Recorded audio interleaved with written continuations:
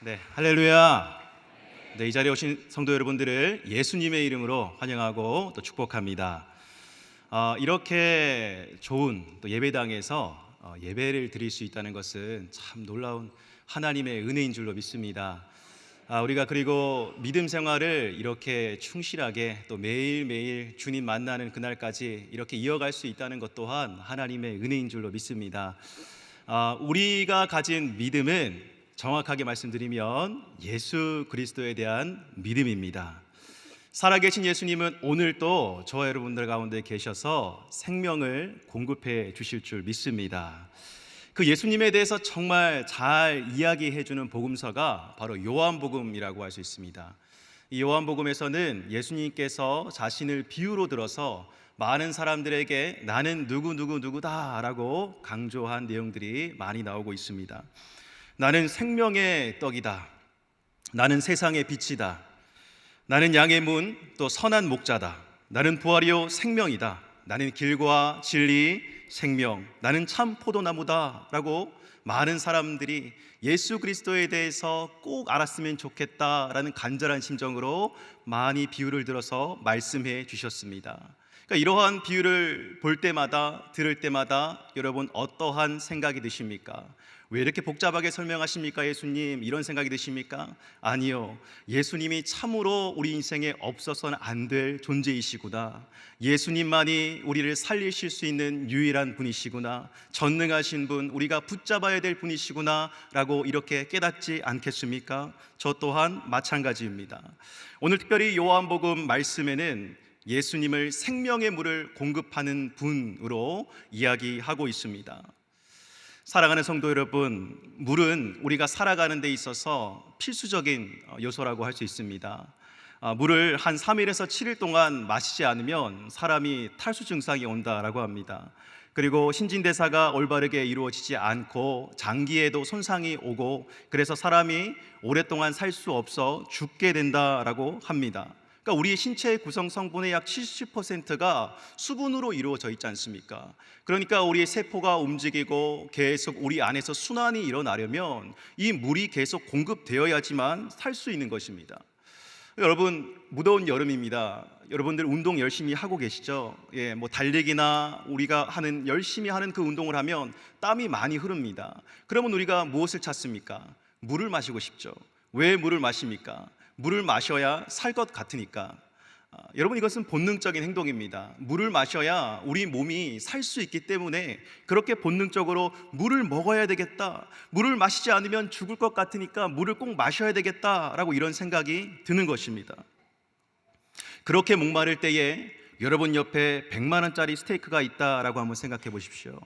물을 드시겠습니까? 스테이크를 드시겠습니까? 목이 말라서 죽을 것 같은 그 생각이 들 때는 물을 마셔야만 되는 것입니다. 물을 마셔야만 살 수 있는 것입니다. 이처럼 우리 육신에 절대적으로 필요한 것이 물이라면 오늘 말씀에 예수님께서는 우리의 인생에, 우리 영혼에 정말 우리의 갈급함을 다시 채워줄, 다시 살리고 일으켜줄 생명의 물을 공급하시는 분이다 라고 이렇게 말씀하고 계십니다. 그 물이 계속 공급되어지는데 끊어지지 않는다라고 합니다. 계속 흐른다고 합니다. 사랑하는 성도 여러분, 오늘 말씀을 통해서 그 예수님에 대해서 깨닫는 은혜가 있으시기를 주님의 이름으로 간절히 축복합니다. 오늘 본문 37절 말씀을 함께 읽어보시겠습니다. 시작. 명절 끝날 곧 큰 날에 예수께서 서서 외쳐 이르시되 누구든지 목마르거든 내게로 와서 마시라.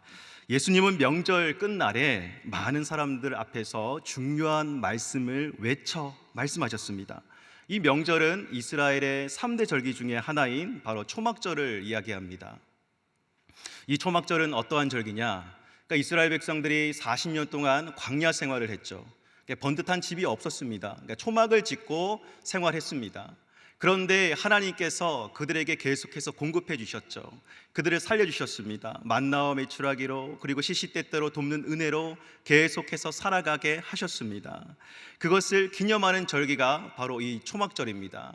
그러니까 진짜 이 7일 동안 텐트를 직접 치는 거예요. 그리고 그 안에서 가족들이 함께 들어가서 이전에 우리 조상들에게 이러한 일이 있었단다라고 하면서 자녀에게 산 교육을 하면서 그렇게 7일 동안 보낸 절기가 바로 이 초막절이었다라고 합니다. 그런데 이 초막절의 마지막 날에 무례의식이라는 것을 진행했다고 합니다. 무례의식이요. 어떤 무례의식이냐?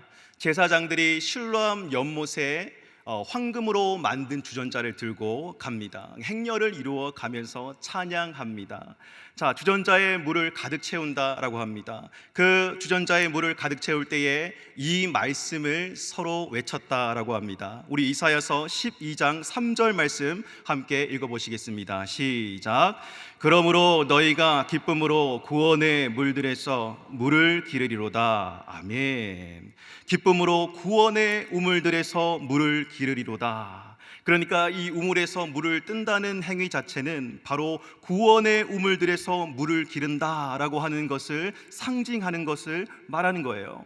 자, 그 물을 다시 들고 성전 안으로 들어갑니다. 수문을 통해 성전 안으로 들어가서 제단 위에 올라가서 그 물을 다시 부으며 시편 118편 25절 말씀을 함께 외쳤다고 합니다. 우리 함께 읽어보겠습니다. 시작. 여호와여 구하옵나니 이제 구원하소서. 여호와여 우리가 구하옵나니 이제 형통하게 하소서. 이 무례의식은 우리에게 생명을 공급해 주시고 우리를 살리시고 우리를 이끄시는 그 하나님을 찬양하는 의식인 것입니다. 그런데 그 의식이 있을 때, 물이 부어지는 의식이 있을 때 그 옆에 예수님이 서 계신 것입니다. 그리고 그 예수님께서 이렇게 외치셨다라고 합니다. 누구든지 목마르거든 내게로 와서 마시라. 누구든지 목마르거든 내게로 와서 마시라. 예수님은 수많은 무리들 가운데 펼쳐질 그 인생의 실존을 그 자리에서 깊이 바라보고 계셨던 것입니다. 이 물이 부어지는 자리에서 사람들이 예수님을 알아보지 못했겠죠. 그런데 그 사람들의 마음 가운데서 앞으로 살아갈 그 모든 인생 가운데 부딪히게 될 벽 같은 것, 인생의 실존, 한계, 이러한 것을 바라보면서 이렇게 외치셨다는 것입니다. 누구든지 목마르거든. 여러분, 이 말씀이 무엇을 의미합니까? 저와 여러분 한 사람도 예외 없이 누구든지 목마른 인생을 살아갈 수밖에 없다는 것을 이야기하는 거예요. 누구든지 목마를 수밖에 없는 인생을 살아간다. 계속해서 무언가를 갈구하는 인생을 살아갈 것이다. 너희의 인생이 앞으로 그러한 인생을 살아가게 될 것이다. 무엇에 대한 갈급함을 느끼나요? 무엇에 대한 갈증을 느끼나요? 돈에 대한 갈증이요, 명예에 대한 갈증이요, 사람에 대한 갈증이요, 사람에 대한 인정에 대한 갈증이요, 세상의 것을 마구마구 채우고 싶은 그러한 갈증이요, 내 안에 그러한 것들을 세상에서 계속 끌어와서 채운다고 한들 절대로 채울 수 없다는 것을 예수님은 지금 이 무례의식에 행해지는 이 앞에서 선포하고 계시는 것입니다. 이제는 고인이 되신 대한민국의 유명한 국문학자였던 이어령 교수님이 한 간증집에서 이러한 고백을 하는 것을 보았습니다. 그는 일평생 무언가에 대해서 계속 갈증을 느끼며 살아왔다라고 합니다. 그는 그의 목마름을 이렇게 고백하고 있습니다. 명예를 달라고 글을 썼더니 그 명예가 생겼습니다. 돈을 벌려고 계속 애를 썼더니 돈이 생겼습니다. 또 병 때문에 병원에 다니니까 이 병이 낫게 되었습니다. 자, 그런데 어느 날 너무 외로워서 극장에 가서 영화를 보고 또 좋아하는 글을 보고 계속 그 외로움을 달래려고 했는데 이 외로움이 달래지지 않는 것입니다. 아니, 아무리 세상 것으로 채워도 절대적으로 풀 수 없는 고독이라는 것이 있구나라는 것을 깨달았다는 거예요. 그 깊은 어둠의 심연에 들어갔을 때 그가 깨닫게 된 것이 있다고 합니다. 바로 이 갈증은 진리에 대한 갈증이다. 이 갈증은 창조주에 대한 목마름이다. 그것이 주의 성령으로 말미암아 그에게 깨달음이 있고 난 후에 그는 헛된 우물을 파지 않았다라고 합니다. 예수님 앞으로 나아갔대요. 그리고 예수님과 계속 대화를 시도했답니다. 그리고 그의 인생이 행복한 인생으로 이어질 수 있었다라고 고백하는 것을 보았습니다. 오늘 말씀에도 이러한 갈증을 느낄 수밖에 없는 저와 여러분들 어떻게 해결해야 될까요? 예수님께서 외쳐 말씀하십니다. 내게로 나오라고 말씀하십니다. 이러한 것들에 대한 목마름을 느낀다면 다른 곳에 가지 말고 내 앞으로 나오라고 말씀하십니다. 그리고 마음껏 마시래요. 무엇을 마십니까? 바로 우리의 영혼을 살리는 생명의 물이요. 정말 우리 인생의 근본적인 갈증을 해결할 수 있는 생명의 근원인 예수 그리스도를 만난다면 다른 곳에 가서 구걸하는 인생을 살아가지 않을 것입니다. 그 다음 절에 보니까 그 이유에 대해서 나와 있어요. 우리 38절 함께 읽어보겠습니다. 시작. 나를 믿는 자는 성경의 이름과 같이 그 배에서 생수의 강이 흘러나오리라 하시니. 아멘. 예수님을 만나게 되면 어떤 일이 벌어지는가? 바로 성경의 이름과 같이 그 배에서 생수의 강이 흘러나온다라고 말씀하십니다. 여러분, 이 배라고 하는 것은 신체의 중심에 있는 부위를 이야기하는 겁니다. 어떤 생명의 근원을 이야기하는 것이죠. 그러니까 우리의 자아, 내적인 중심, 그 배에서 생수의 강이 흘러나올 것이다. 이 생수의 강이라는 것은 성령을 의미합니다. 뒷절에 나오지만 예수님께서 함께 하시게 되면 저와 여러분들의 인생에 아주 깊은 곳에서부터, 아주 근원에서부터, 누구도 터치할 수 없는 그 부분에서부터 예수 그리스도께서 변화시키는 기적이 일어난다라는 것입니다. 근데 그게 일회성으로 그냥 끝나는 것이 아니라 계속해서 흐른대요. 계속해서 공급이 되어진다라고 합니다. 여러분, 이 생수의 강, 여기서 강이라고 하는 것은 이 이스라엘에서 강을 의미하는 것인데, 이 이스라엘에서 강은 1년 내내 끊어지지 않고 흐르는 강, 그러니까 지하수가 발원지가 되어서 계속 끊어지지 아니하고 건기우기할 것 없이 일정하게 흐르는 그 강을 이야기한다라고 합니다. 그러니까 끊어지지 않고 상황이나 처지의 고해됨이 없이 그러한 것들을 모두 뚫고 지나가고 돌파할 수 있게 만드는 성령의 능력이 저와 여러분들 가운데 채워지게 된다라고 말씀하고 계시는 거예요. 그것이 저와 여러분들을 끌고 갈 것이다 라고 외치시는 겁니다. 사랑하는 성도 여러분, 우리가 살아가면서 겉모습을 참 우리가 원하는 모습으로 그렇게 막 생각하면서 그렇게 보이기 위해 노력하는 것을 참 많이 보게 됩니다. 그럴듯한 인생처럼 난 문제 없어, 난 잘 살아가고 있어. 어디에다가 그런 것 많이 올리십니까? SNS, 그렇죠, 인스타, 페이스북, 카톡 프로필 이런 거에 나는 참 괜찮게 살아가고 있고, 나는 참 용감하게 어떻게 보면 사람들이 부러워할 만한 그 자리에서 남부럽지 않게 살아가고 있어라는 것을 계속해서 어필하며 살아가는 인생입니다. 그러나 여러분, 그러한 것이 계속해서 지속되면 지속될수록 우리의 마음의 메마름과 갈증은 그 자리에서 멈추고 한 걸음 또 앞으로 나아갈 수 없고 변화될 수 없다라고 하는 것입니다. 또한 여러분, 인생을 참 요즘 바쁘게 사는 시대입니다. 너무나도 바쁘게 살아요. 나를 위해서 뭔가를 해야 되겠다, 계획을 세우고 시간 분을 따져서 계속 살아갑니다. 그런데 모두가 그렇게 경쟁하듯이 앞으로 나아가고 살아가는데 이 시간이 참 빠르게 흘러간다는 겁니다. 뒤돌아보니까 누구도 이 인생에 대해서 나는 참 만족해라고 하는 사람들이 없다라는 것입니다. 겉은 풍요롭고 겉은 부요한데 속은 계속해서 메말라가는 그러한 인생.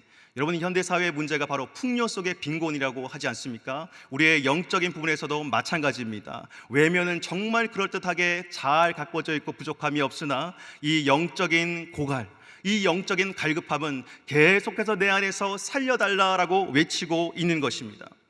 사랑하는 성도 여러분, 오늘날 교회에서도 마찬가지 아니겠습니까? 우리가 예배드리러 나올 때, 찬양하러 나올 때 가장 주목해서 보아야 될 것이 무엇입니까? 내 안에 영적인 기갈이 있나 없나를 살펴보아야 되지 않겠습니까? 예수 그리스도의 생명력이 내 안에 메말라 버리지는 않았는가를 생각해 보아야 되지 않겠습니까? 시설이 아무리 좋고 외적으로 화려하다 하여도 우리 안에 채워지는 그 생명력이 없다면 껍데기에 불과할 것입니다. 얼마나 불행한 일입니까?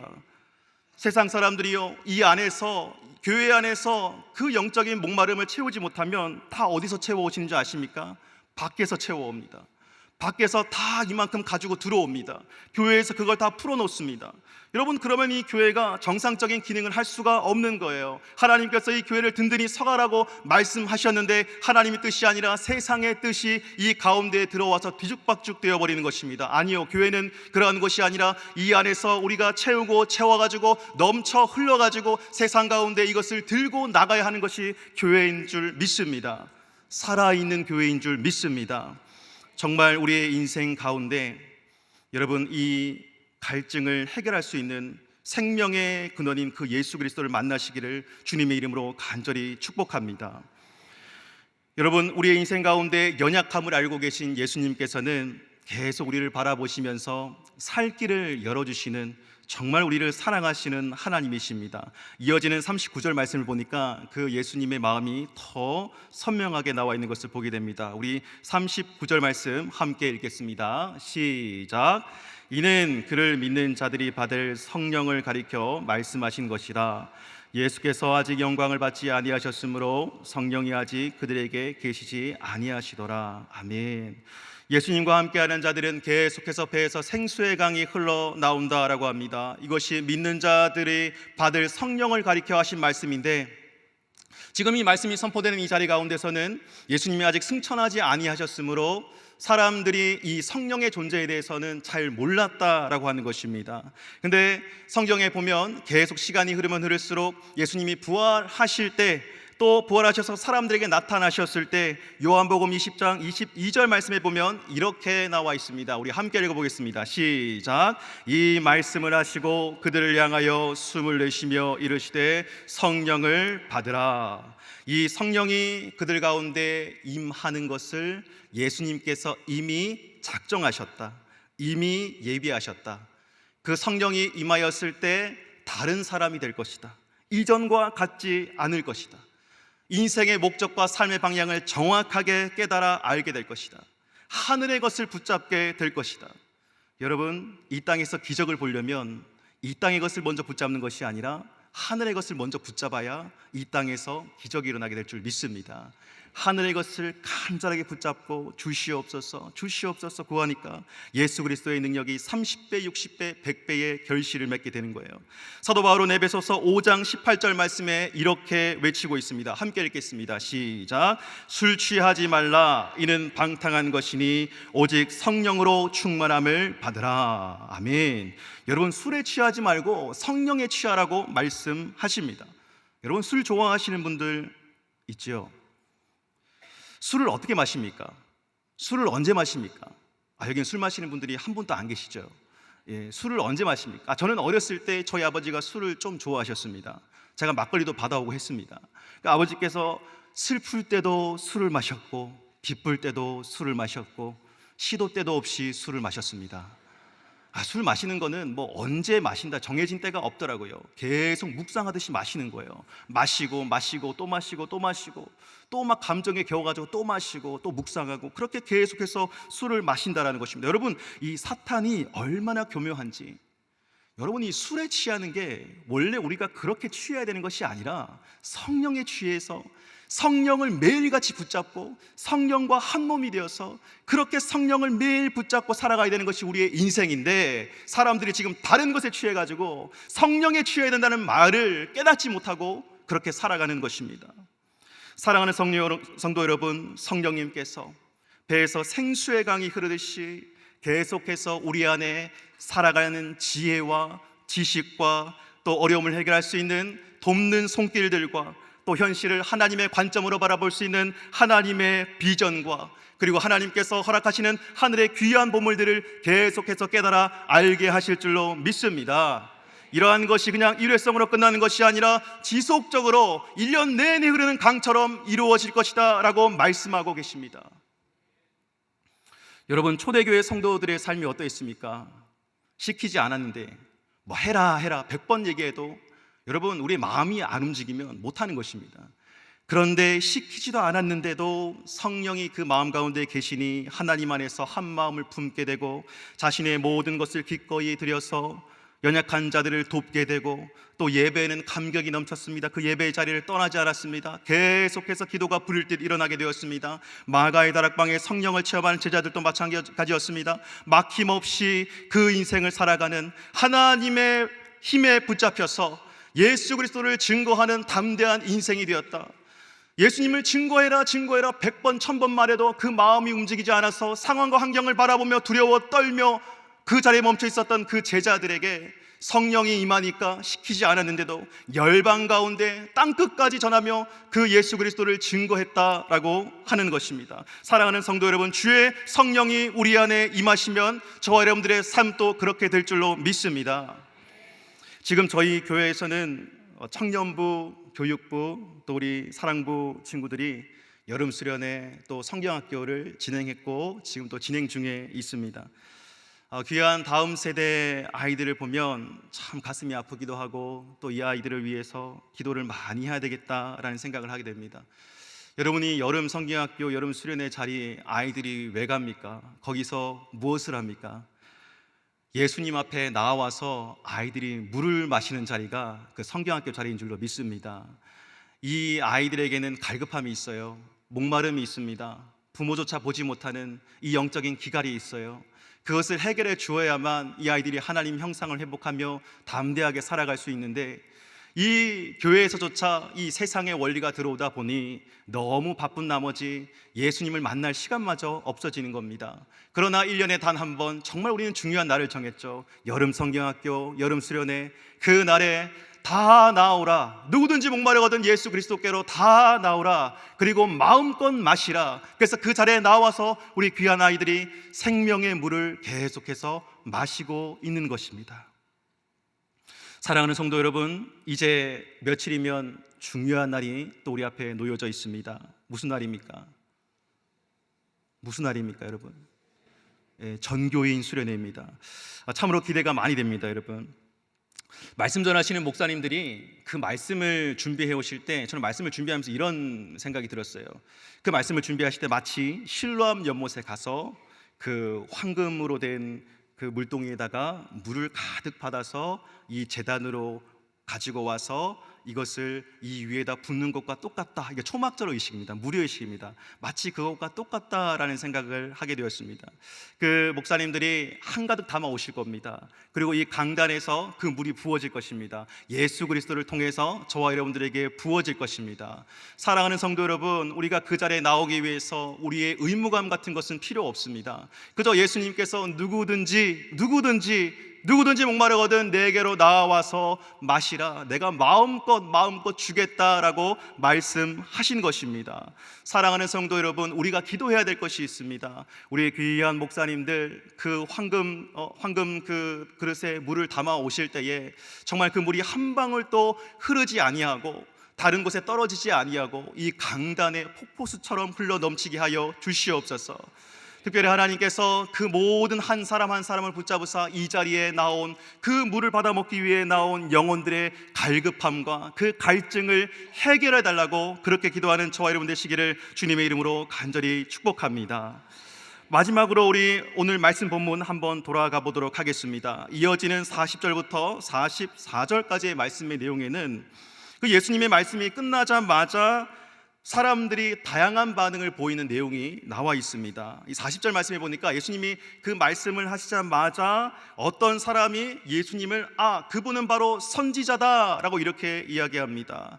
그런데 그 다음 절 보니까 어떻게 나와 있느냐, 예수님을 그리스도라고 이렇게 이야기합니다. 저분은 그리스도야. 근데 어떤 사람은 또 이렇게 이야기합니다. 아니, 그리스도가 어찌 갈릴리에서 나오겠느냐. 여러분, 예수님이 말씀을 하시는데 사람들이 자신의 생각을 가지고, 생각이 완전하진 않아요. 작은 조각처럼 된 그런 생각들을 가지고 저분이 누구야라고 이렇게 판단을 하고 있는 것입니다. 이 그리스도라는 말은 정치적인 그리스도에 대한 성향이 강한 말입니다. 그러니까 그리스도야, 정치적인 메시아야. 아니 저분은 어찌 갈릴리에서 나오겠느냐. 아니, 성경에는 베들레헴에서 예수님이 태어나신다고 했는데 갈릴리에 지금 서서 말씀하시는 분은 예수님이 아닐 거야 라고 이렇게 이야기를 합니다. 그렇게 쟁론이 막 일어나니까 그러나 44절 말씀에 보니까 그 중에는 그를 잡고자 하는 자들도 있으나 손을 대는 자가 없었더라. 여러분, 잡고자 하나 손을 대는 자가 없었더라. 이것은 바로 여러분 예수 그리스도께서 말씀하실 때 이미 신적인 권위가 그 자리에서 선포되었다는 것을 의미합니다. 아무리 그래도 하나님의 아들이신 예수 그리스도께서 그 자리에 계시면 우리의 심령 가운데 변화가 일어날 수밖에 없습니다. 여러분, 사람들이 이렇게 각자의 생각으로 판단하고 이렇게 계속 자로 재듯이 그를 우리의 생각으로 계속해서 재단할 때에 예수님은 이렇게 다시 한번 저와 여러분들에게 선포하십니다. 누구든지 목마르거든 내게로 와서 마시라. 너의 생각 다 내려놓길 바란다. 너의 그 마음의 짧은 생각을 다 내려놓길 바란다. 무엇을 걱정하느냐, 무엇을 두려워하느냐, 그 모든 것 다 내려놓길 바란다. 너의 여태까지 해왔던 인생의 계획의 모든 과정들 내가 다 알고 있다. 그러나 지금 예수 그리스도를 만나는 그 자리만큼은 그 모든 것들 다 내려놓고 내게로 그냥 나오기만 해라. 이렇게 말씀하시는 겁니다. 사랑하는 성도 여러분, 정말 여름 수련회를 앞두고 하나님께서는 이 교회에 귀한 선물들을 준비해 놓으신 줄로 믿습니다. 그 자리에 우리 그냥 다 내려놓고 나갑시다. 다 내려놓고요. 집회가 어떠하겠지? 시간표를 보니까 이런 것 같은데, 강사들 보니까 이것만 참석해야지. 이 시간은 안 와도 되겠다. 여러분, 우리의 생각으로 그렇게 판단하지 마시고 정말 준비된 자리라면, 예수님을 만나는 자리라면 우리의 모든 건 내려놓고 그 앞에 나옵시다. 그리고 그 강단에서부터 흘러내리는 그 물에 우리의 발목을 담급시다. 그 물은 계속해서 늘어날 것입니다. 우리의 발목을 채울 것입니다. 우리의 무릎을 넘어서 허리까지, 어깨까지, 우리를 붕붕 뜨게 만들 것입니다. 그리고 그 물이 흘러 나가라고 하지 않아도 정말 열방을 향하여 예수 그리스도를 증거하는 그러한 사람들, 성령의 사람들이 되게 하실 줄로 믿습니다. 바로 주의 움직이는 교회가 되게 하실 줄로 믿습니다. 우리 정말 다 함께 기도하면서 이 뜨거운 여름날에 하나님께서 우리 가운데 허락하신 귀한 것들을 다 하나하나씩 받아 누리는 우리의 모든 성도님들 되시기를 주님의 이름으로 간절히 축복합니다. 기도하겠습니다. 사랑이 많으신 아버지 하나님, 하나님께서 오늘 이 자리 가운데 우리의 모든 상황과 형편들을 아시지요. 부족하고 연약하나 주님 의지하며 이 자리에 나왔습니다. 주님 채워주시고 앞으로의 모든 상황 가운데 오직 예수 그리스도와 함께 동행하며 성령의 사람으로 살아가게 하여 주시옵소서. 부딪히고 아파하고 힘들어하는 절망의 자리에서 다시 일어나 하나님 영적인 부요함을 누리며 다시 한번 하나님의 뜻대로 다시 그 성벽을 쌓고 하나님의 위대한 일들을 행하는 우리 모두가 될 수 있도록 주님 역사하여 주시옵소서. 예수님의 이름으로 기도드립니다. 아멘.